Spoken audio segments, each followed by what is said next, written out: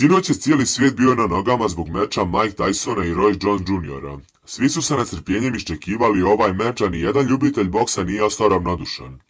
Tyson i Roy Jones su se vratili u ring, ali sa dogovorom da sav prihod ide u humanitarne svrhe, što ih čini još većima.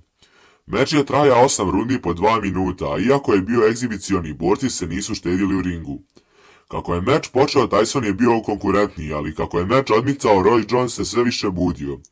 Oba borca su pokazali jako veliko srce i umijeće i u 50. godinama života. Na kraju je meč proglašen kao neriješen.